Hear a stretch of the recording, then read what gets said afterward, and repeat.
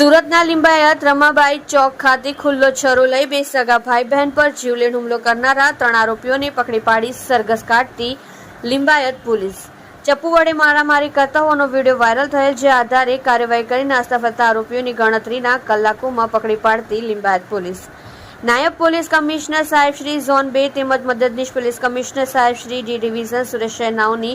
તેમજ police inspector SB Pateriya સાહેબની સીધી દેખરેખ તથા સૂચના મુજબ તથા સેકન્ડ પોલીસ ઇન્સ્પેક્ટર વીએ જોગરાણા સાહેબની સૂચના તેમજ ટેકનિકલ માર્ગદર્શન હેઠળ લિંબાયત વિસ્તારમાં આવેલ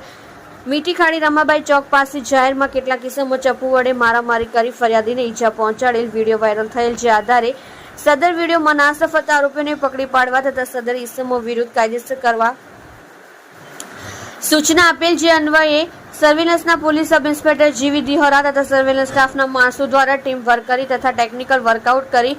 હ્યુમન રિસોર્સ આધારે વિશ્વાસુ બાતમીદાર મારફતે બાતમી હકીકત આધારે જે નીચે મુજબના આરોપીઓને પકડી તેઓ વિરુદ્ધ કાયદેસરની કાર્યવાહી કરે છે, જેમાં ખુલ્લા છરો લઈ ભાઈ બહેન ઉપર હુમલો કરી ઈજા પહોંચાડનાર આરોપીઓ સાબિર સલામુદ્દીન શેખ ઉંમર વર્ષ 20 ધંધો હમાલી કામ રહેવાસી પ્લોટ નંબર 393 રમાબાઈ ચોક ગલી નંબર 4 મીઠી ખાડી લિંબાયત સુરત શહેર। ઈશાક અયુબ શેખ ઉંમર વર્ષ 32 ધંધો મજૂરી કામ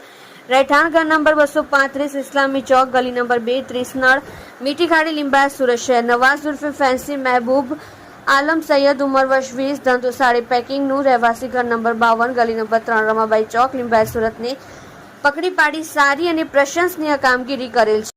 તમે જોઈ રહ્યા છો SD ન્યૂઝ ચેનલ ફેઝલ શેખની સાથે।